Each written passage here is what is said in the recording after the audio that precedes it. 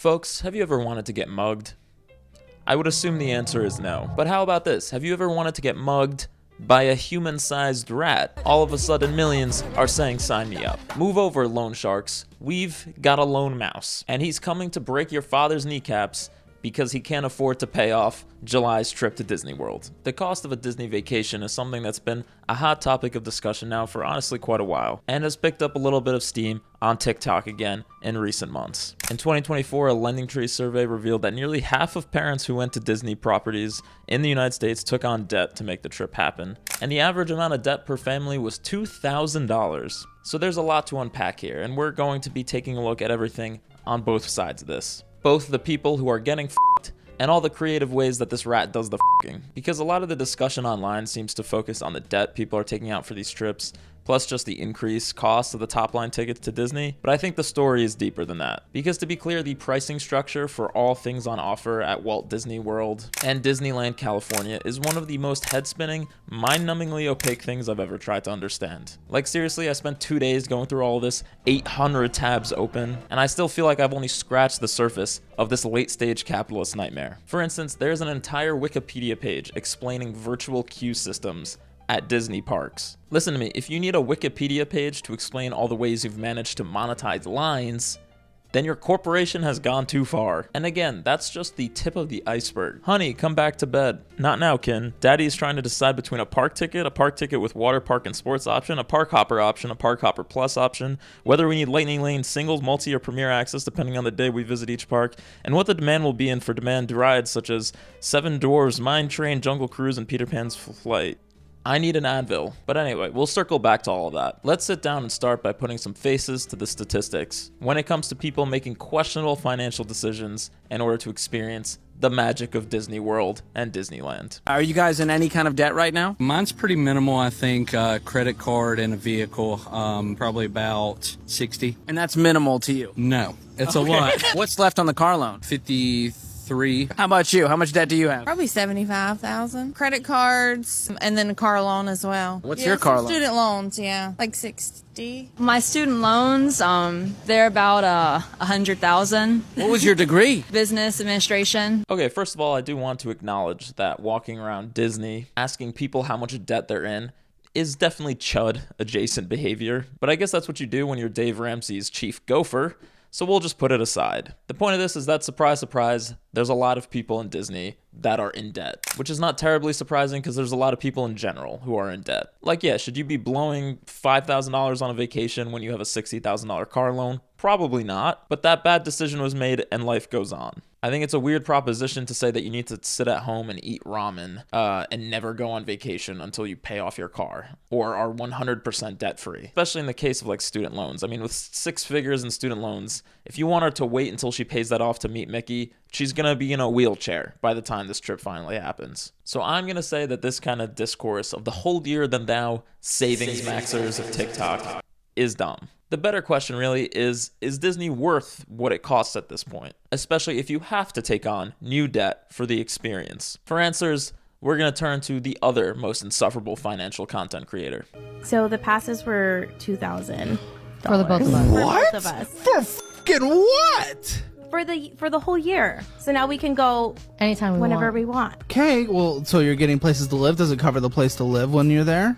Nope. No, we just get a hotel. So you're spending money to spend more money. Yes. Yes, we are spending money to spend more money. So here we go. This is where we start to kind of jump off the deep end. $4,000 for 2 Disneyland annual passes, which what they're referring to here is the highest tier option of a 4-tier offering of Disneyland annual passes called Magic Key passes. Another tiered menu of premium options. Thank you very much, Mickey. And this couple got the Inspire Key, which for $1,900 before taxes apparently pays for itself in just 11 visits, according to Disney. 11 visits to Disneyland. And let me be honest, I don't care who you are. I don't care how much you love Mickey Mouse. This is an abusive relationship. Unless you live in LA or close to Anaheim, California, there is no way this is worth it. Who wants to go to Disneyland 11 times a year? What could you possibly see on visit 10 that you didn't see on visit 9. And even with this most expensive option, you're still not even guaranteed entry. Like when I checked this handy availability calendar, there was multiple days that were blocked out. So you're essentially paying $2,000 for the ability to make advance reservations to Disneyland,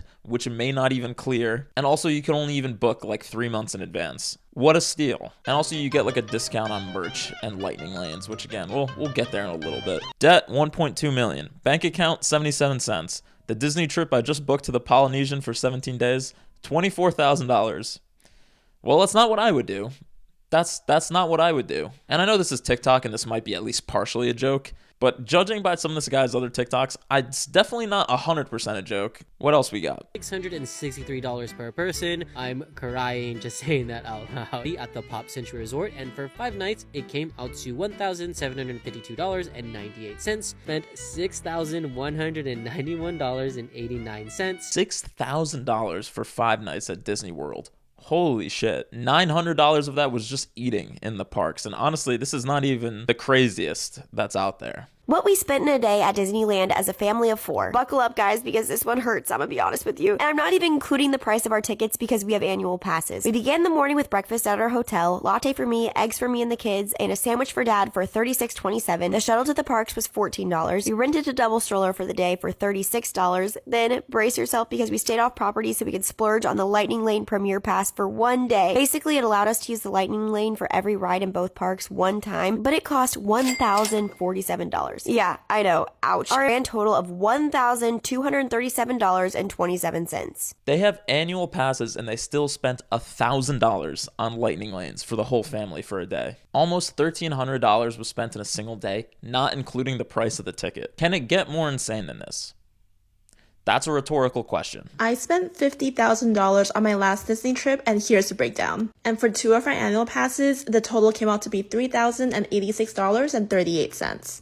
Based on girl math, our future park tickets will be free. Okay, well, based on girl math, I hate you. This is the moment that we dropped $45,000. We've been thinking about a Disney Vacation Club membership for a long time now, and this is the trip where we finally decided that we're gonna commit. Getting DVC has been one of my biggest personal goals, and I still feel so surreal that I'm officially a DVC member. So really, it was more like a $5,000 trip to Disney that you decided to buy a $45,000 timeshare at while you were there. You are truly among the Walt Disney Corporation's strongest soldiers. And keep this Disney Vacation Club in the back of your mind too. We'll talk about it. Since I didn't pay for parking, because we have the Inspire Pass, I actually have an extra $30 to spend inside the park.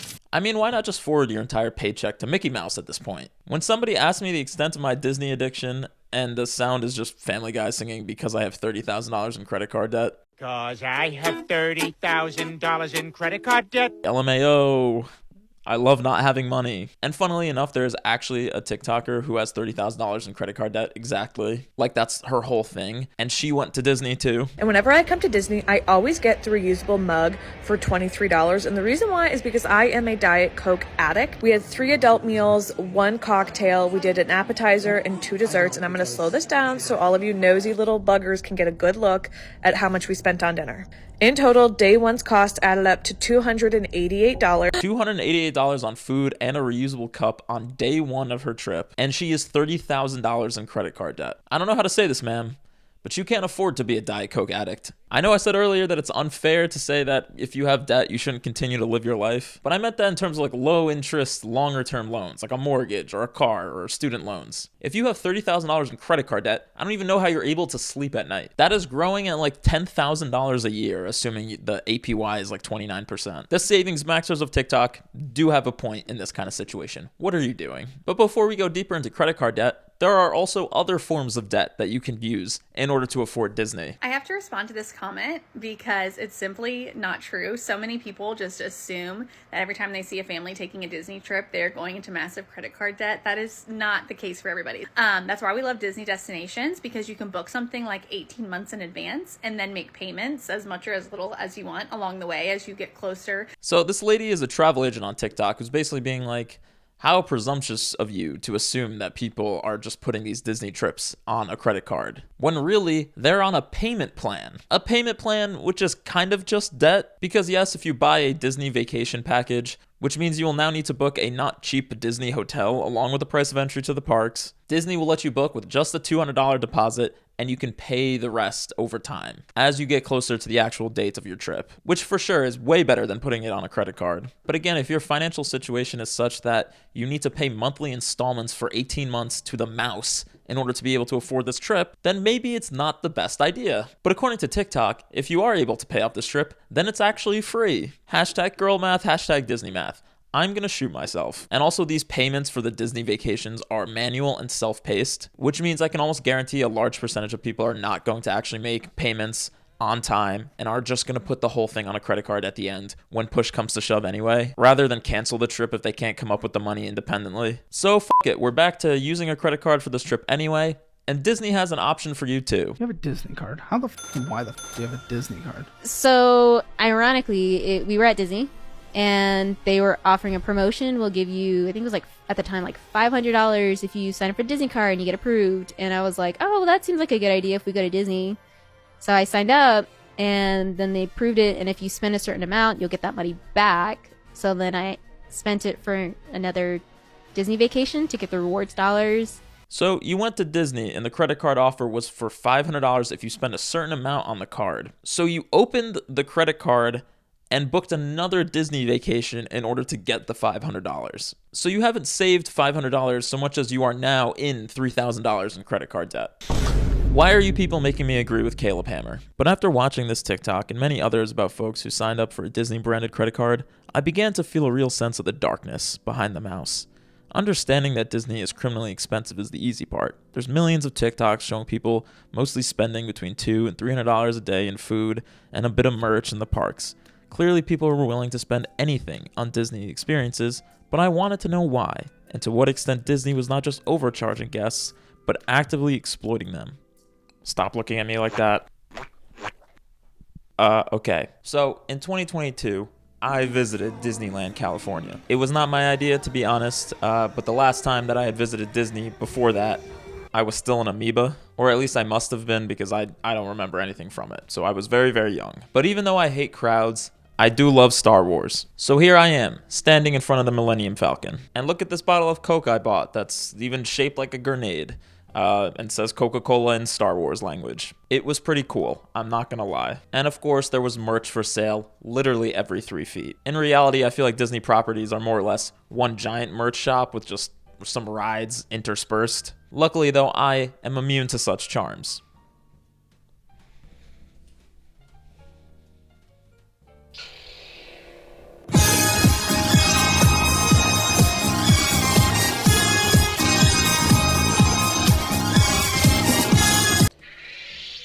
I can explain. So what happened was, oh my god, that thing is such a piece of shit too, by the way. But what happened was I was at Star Wars Galaxy's Edge with my friends because I wanted to go see the Star Wars thing, and there was one ride I wanted to do, which was Smuggler's Run. I'm pretty sure it's like the main Star Wars ride, or maybe the only Star Wars ride. I don't know. But anyway, the line to get on was like an hour plus, and I couldn't convince the people I was with to wait in that line.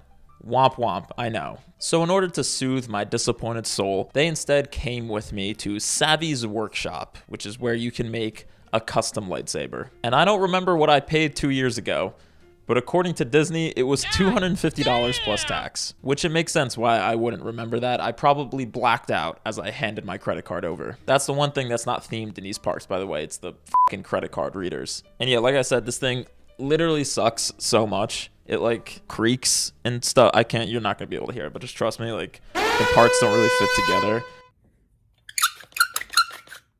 The highest quality. And also, I had the batteries out when I went to get this for this video, and I remembered it's because it just turned itself on like randomly. Like this little switch right here is so sensitive. I didn't even touch it. Look at my thumb. Look at my thumb. Okay, I feel like you also can't tell what I'm saying. Basically, I would just be sleeping and I would just randomly wake up in the middle of the night to random lightsaber noises, thinking Darth Vader was here to kill me, the Padawan that I am. But really, it was just my $250 lightsaber that was turning itself on in the middle of the night. So yeah, I can't recommend. But just think about my little story arc here. I spent $250 on a piece of plastic because the thing that I actually wanted to do, the line was too long. In the park that I already paid like $200 to get into. Are you starting to see the picture I'm trying to paint here? If you go for a Disney vacation, you're signing yourself up for days of psychological warfare with a fucking mouse. And I will prove it now, as promised, with a myriad of examples of the way that Disney is gonna try and rat you. Let's start with magic bands, which are magic in the same way that a piece of plastic wrapped around your wrist that flashes random lights is magic. Magic bands are essentially just an RFID chip that you put on your wrist that allows you to do things in the park. It has your ticket on it. If you're staying at a Disney hotel, it can be your room key. You can add a credit or debit card to it to make purchases in the park, which, you know, again, just making that payment as frictionless as possible. If you have lightning lanes, it'll be on there, etc., etc. It's nothing that can't be done with the My Disney Experience app, but it's still a nice thing to have. And importantly, until 2021, magic bands were free for annual pass holders and hotel guests. Now, they cost $45. And forgive me, they're called Magic Band Plus now because there's some interactive elements in the park that you need the bands for. They like vibrate and light up in different scenarios. So no, technically you don't need these bands, but you already paid for the experience of getting into the park, and you might as well experience everything. Like, do you need to do the Batu Bounty Hunters game? No. But considering the fact that you're already $5,000 deep into this vacation, why not pay the extra $45 in order to play this little game? And so little Timmy doesn't have to see all the other kids with their little wristwatches, and you don't. So for something that used to be free, it's now $90 for 2 kids, or $180 for the whole family. And speaking of things that used to be free, let's go back to that Wikipedia page of virtual queue systems at Disney parks. In 1999, which was actually 250 years ago now, Disney introduced the Fast Pass system in order to help alleviate long lines at the parks. It was a simple system, essentially just taking a number at the bakery, except at the most popular attractions in Disney World or Disneyland. You go to the attraction in question, you scan your ticket, you get a time slot, and you just come back when it's your time to ride. In 2013, Disney introduced Fast Pass Plus, which is similar to Fast Pass, except it lets you do things way in advance. Instead of having to go get a physical ticket with Fast Pass, you can instead do it on your phone up to 60 days in advance for hotel guests or 30 days in advance for everybody else. Basically giving park guests some guarantee that they'll be able to see at least their top 2 or 3 things that they want to do in the park before they even get there. And again, this was still free. Everybody got 3 guaranteed rides, and then after that, it was subject to availability. Are you still with me? We are only halfway through this. So right now we have Fast Pass and Fast Pass Plus. Then in 2017, Disney introduced Max Pass, which was essentially the same thing as Fast Pass, except now you didn't have to go to get a time slot in person the day of in the park. Instead, you can just get a Fast Pass time slot from your phone as long as you're inside the park using the Disneyland app, so you don't have to rush from place to place to get a random time slot that might not fit your schedule. And the only difference is that Max Pass costs $15 a day. And in hindsight, this was definitely just a trial run for what was coming, which was fully monetized line cutting. Which leads us to the Lightning Lane system, fully introduced in 2021. Gone is the free Fast Pass and Fast Pass Plus services, now completely replaced with the paid Lightning Lane system, which with Lightning Lanes you can pay a la carte for a single line cut, you can get a multi-pass, or you can get a Premier Pass, which lets you cut every single line in the park once. And in addition to the obvious you of now having to pay for something that used to be free, Disney is also double you with something called dynamic pricing. The new, hot on the scene concept of dynamic pricing. Because while Max Pass was $15 a day, Lightning Lane Premier could cost you up to $450 a day. An extra $2,000 per day for a family of 4. And actually could be less, could be more, because you can't book Lightning Lanes more than 7 days in advance. Meaning, let's say you booked a once-in-a-lifetime trip to Disney 3 months in advance. You can't buy Lightning Lanes until you're basically already there, which means that you don't know how much it's going to cost you until the week before your trip. You can guess. You're allowed to guess. But my guess is Disney purposefully keeps this pricing opaque, knowing that people who have already booked this trip are not going to cancel it the week before because Lightning Lanes are too expensive. Even if they were planning on buying the Lightning Lanes, but now the price is just too much, they're probably just going to spend it because this is their one chance at Disney and they want to see everything. And at that point, it's either a $6,000 trip spent waiting in 1 or 2 hour long lines, or it's an $8,000 trip where you'll actually get to enjoy yourself. Do you understand why I'm connecting dots here? My point is,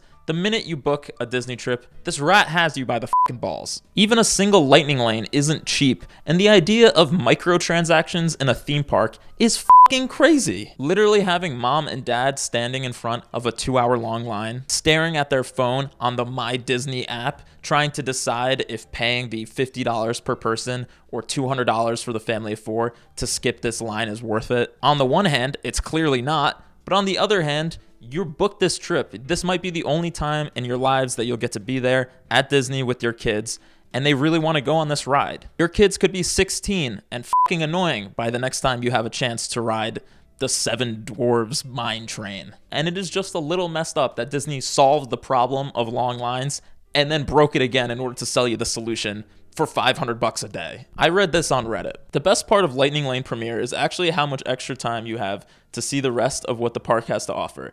It made the day actually feel relaxing, kind of like a vacation. Disney parks aren't a vacation anymore, it's work. And again, I would argue it's work by design. The point of all of this is not for you to have a good experience, it's to extract as much money from you as possible, including apparently money you don't actually have.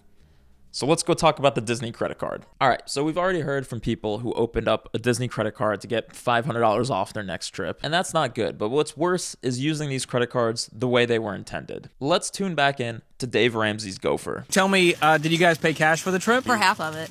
The other half is on what? A Disney card. Oh, the Disney credit card. What do you get for putting it on the Disney card versus any old other card? It has 6 months special financing, so there's no interest for like 6 months. Okay, so is your plan to pay it off in 6 months? That's Yes. the plan. Yes. That is the plan if we can do that for sure. Yeah. That doesn't instill confidence. So this couple is referring to a strategy that I keep seeing a lot of on TikTok and on other corners of the internet, which is to put your vacation, at least in part, on a Disney credit card. Because if you can't afford Disney, don't worry about it. With the Disney Visa credit card, you can put a vacation package, and it has to be a vacation package. So again, now you're paying for hotels with the park, but you can put the package on this credit card interest-free for 6 months. And then after 6 months, the interest will be like, I don't know, 25, 27%. But you know, whatever, Disney math, don't worry about it. And the more I dug into this credit card, or technically pair of credit cards, it became really obvious to me that this is not a credit card. This is a loan from Disney and Chase Bank or whatever to get people who cannot afford a Disney vacation to buy one. Because these credit cards make no sense as credit cards. On the basic Disney Visa card, the only rewards are 1% cash back in Disney reward dollars, 1% cash back in Disney dollars, which are dollars that can only be redeemed for Disney purchases, like another vacation, or I guess like Winnie the Pooh blind bags from Disney.com. Nice. But to anyone who knows ball when it comes to credit cards, this is insane. Most banks offer a 2% cashback credit card, and that's actual cash, not Disney bucks. My current credit card gives me 3% cash back on everything. And again, that's a no-fee card, and I get paid in US dollars. So this Disney card isn't a rewards card, it's a punishment card. Essentially, if you are stupid or desperate enough to need to open a credit card as a way to get a backdoor loan for 6 months, so that way you can afford a Disney vacation, Disney is going to punish you by not even letting you take rewards out of their ecosystem. If you open this card in order to put a $5,000 vacation on it, you'll get $50 back in Disney bucks. Essentially a free Magic Band as a thank you, or a you for your $5,000 vacation. Which again, if you don't pay that off within 6 months, I hope you enjoy your $100 a month in interest. Y'all flopped majorly, Chase, Disney. And this is because this is not just people going into debt on their own in order to make a vacation happen. This is Disney helping them make this poor financial decision. It's just interesting, isn't it? On the pricing side of things, Disney is so confusing, so opaque, it's very hard to know what something's going to cost when you get to Disney, how much the lightning lanes are going to cost, even the food and the merchandise. They make it as difficult as possible to even understand if a trip is in your budget. But if you want to take out a loan, on the other hand, Disney is very transparent and happy to help you out. Just sign right here, don't even think about it. It's Disney math. It's Disney math. Don't worry about what happens in 6 months. Just let it happen. And besides, why are you even worrying about how much things are going to cost once you get to the park? You've got a sweet new credit card that you can put everything on now. No need to stress about the fact that your bank account is negative now. It's pure evil. I'm sorry, but it's evil. And maybe you still feel like, look, if someone decides to pay for any of this or open up a credit card for a vacation to Disney, that's on them. They're the idiot. They're an adult. They should make their own decisions. But I do feel like that's unfair too. There's probably a million videos out there about Disney adults, and I have no interest in going down that rabbit hole. Though I will say, if you bring Mickey and Minnie to your wedding, then you're an idiot and I'm leaving. You're allowing yourself to get upstaged by a mouse at one of the most important days of your life, and I won't be a witness. But other than that, who am I to say where the line is drawn? I technically have a Disney tattoo, and that I have a tattoo of a Puffle from Club Penguin, which is owned by the Disney Corporation, and was also killed by Disney, to be fair. So really, it's more of a tribute piece to one of Disney's victims. But I'm just saying, I'm not gonna be on cringe cop duty. I'm a Disney adult that ain't no incel. Okay, I didn't say you get a song, though. I think it's just unfair to write off everybody who gets taken for a ride by this corporation as like some sort of delusional moron who deserves to get robbed. The reason why I'm spending money on it is because I feel like I lost out on my childhood just not being able to have things like this, you know? Like, just shut the fuck up. Wait, I mean, come on. You can't afford anything. He's about to fucking walk and you're choosing Mickey? I'm sorry, listening to Caleb Hammer actually just gives me a migraine. But there's a lot of people like this who share the feeling that Disney is part of their childhood. Maybe it's a part of their childhood that they missed out on. And even for the parents who aren't necessarily in love with Mickey Mouse, it is absolutely seen as a rite of passage in the United States to take your kids to Disney. There's definitely pressure that taking your kids to Disney is part of what it means to be a good parent. And that's messed up, but it's also messed up that Disney takes advantage of the insane emotional advantage they have over their fans to keep pushing their guests into more and more debt for a worse and worse experience. We are literally at a point where people are just comparing and contrasting, just flying to Japan to go to Disneyland Tokyo instead. And the fact that the math even somewhat pencils out to flying halfway across the world because a vacation to Orlando is too expensive is crazy. Like, sure, you're gonna have to deal with the fact that Mickey Mouse is chain smoking cigs at Disneyland Paris, but at least you can visit Paris while you're there too. And truly, it's the entire ethos of Disney parks that have just been fundamentally corrupted. I didn't even touch on the employee side of Disney parks, or I'm sorry, cast members as they're called, who are the poor souls that have to staff Disney parks and are, from what I can tell, underpaid, overworked, dealing with increasingly entitled and brazen guests, and all for the honor of working at Disney. And in 2024, they even had their education benefits cut, which was like the entire reason that a lot of people went to work for Disney, which was for the Disney Aspire program, which helped pay for your education. But no more. And since I mentioned it earlier, yes, there are even more obscenely expensive Disney park products that you can get your hands on, like timeshares and real estate. Like that lady from earlier who spent $45,000 to join the Disney Vacation Club, which is their timeshare program. And just like every other Disney program, it requires a PhD in theoretical physics to understand what you're buying. Even after I poured over 14 different informational videos. Write down how much you typically spend on vacation accommodations during 1 year. Got it? Great. Now, add a 0 to the end of that number. That new figure is what you'd spend over the next 10 years if you continue to vacation the way you do now. Okay, set this number aside. Yeah, I think I'll just put your entire company aside, actually. You want 50 grand from me and you're making me do math? 50 grand, which of course Disney offers a 10% APR loan on. Classy as always. And yeah, there's also the like $15 million Golden Oaks homes, which are like just mansions that you can live in if you want to live in Disney World for some reason. Which to me, this just screams rich grandparents trying to make up for the lost time they have with their own kids. Because otherwise, this is just a Mickey-themed fever dream. But I digress. If you're rich and you want to make the Walt Disney shareholders even richer, by all means. I still think Disney's just evil for how they treat their fans, though. And while ultimately this is a yes, things are never going to change as long as people keep paying. I know, but that doesn't make the total cost of a Disney vacation any less insane or how Disney extracts that money any less absurd. It's not a surprise that the current Disney deal is you get 2 days free if you book a 4-day vacation, because as we've seen, every additional day you spend at a Disney property is an additional opportunity for them to rob you blind, to upsell you into oblivion, to get you to put another lightning lane pass on your Disney branded credit card. It's like the White Lotus. They want you to stay as long as possible because that $200 entry to the park is the cheapest part of your day. Trust me, I have the lightsaber to prove it.